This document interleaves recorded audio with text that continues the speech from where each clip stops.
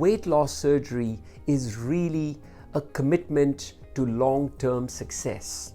What I mean by that is, it is not like a pill or a diet program that you can subscribe to for a period of time and you will have a quick success. Because we know that pills and diets and dietary programs only work for a short period of time.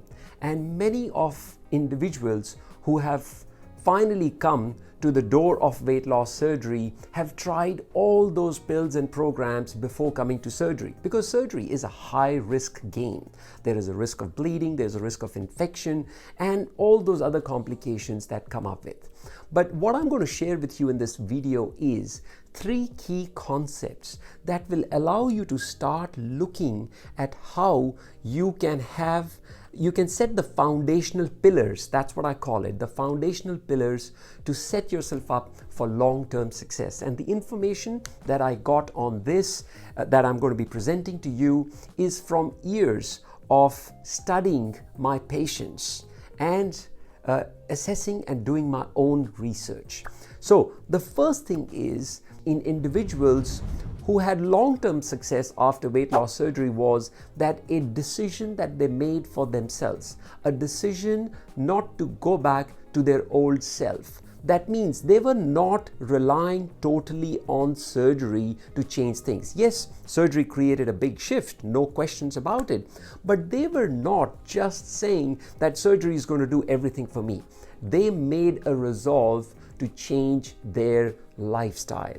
They were not just focused all the time on, as I've mentioned in other videos, just portion control. They made changes in what they were putting in their mouth. So the quality of their foods changed. They started to make a conscious shift towards eating more healthy. Because I'll tell you, eating healthy is not that expensive. You have to, yes, it requires a little bit of a shift in your routine, but once your body and your system gets used to this new routine, you consider that as the new normal. Understand this, we are very adaptable beings. So what is critical to understand is that it is the food content that you are putting in your mouth that is determining your overall metabolism, and your metabolism is communicating, which is your gut health, is communicating with your brain. So that is what allows you to develop the willpower to stay firm on your decision. Like simple things like avoiding sugars, avoiding highly processed foods, avoiding artificial foods. Like I've said this in my other videos, veganism or vegetarianism is not what I totally believe in, because sugar is vegetarian, chips are vegan, and they may be organic, but hey, they are not really healthy. So that is my number 1 strategy. Number 2 point of avoiding pitfall is that if you don't focus on developing your own routine, and I'll explain this in a moment, sooner or later you will drift back into your old habits. Now, the routine includes things like exercise, meditation, getting up in the morning and listening or reading something uplifting.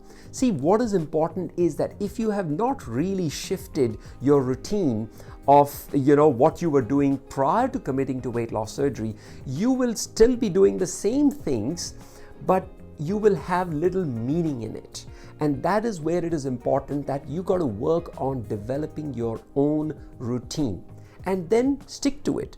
The one thing that I always say is bring variety into your routine. Don't just have the same old boring routine. You can involve your family, your friends, and like a walking partner or whatever it may be, and you could go for walks together. So that is where it is important to build a routine. And the third sort of pitfall that you need to avoid, and how you can avoid this, is by maintaining your contact with your support team. Now, what do I mean by that? See, weight loss surgery is not just have your surgery and disappear. No, we pride ourselves in our own practice on providing a robust after-surgery support program. Who is a member of your support team? Starting with your surgeon, then your dietitians, then a psychologist if you have one, or a lifestyle or a mindset coach. You might have a personal trainer, someone who can guide you on what sort of exercises are more suitable for you, and you touch base with them, say once every few weeks initially, to make sure you're doing everything right and not injuring yourself. But then you can space out those catch-up appointments. You might be doing a group class like yoga or Pilates or Zumba, whatever works for you. But there is someone who is guiding you on that process. I also say that what COVID has taught us is that we have set up a personal, private Facebook group, which is a group for our after surgery support patients. And there is a group which is growing, and there is a lot of activity that is happening on that. And what allows us is the ability to reach out to people regardless of wherever they are. There are no geographical boundaries now. We have patients across the world now who tap into that Facebook group depending on different time zones, and they also view the recordings of this. But what is important to have, if you cannot do anything else, is have at least an accountability buddy. And what do I mean by that is, even on the Facebook group, you might say, hey, I'm having my surgery on such and such date, or I've had my surgery on such and such date, and I'm keen, or I'm looking for an accountability buddy. Personal message me, and then you two can connect. And then every fortnight you can just catch up and see how was your week, where did you go well, and where did you not go so well, or where could you have done better. You know what?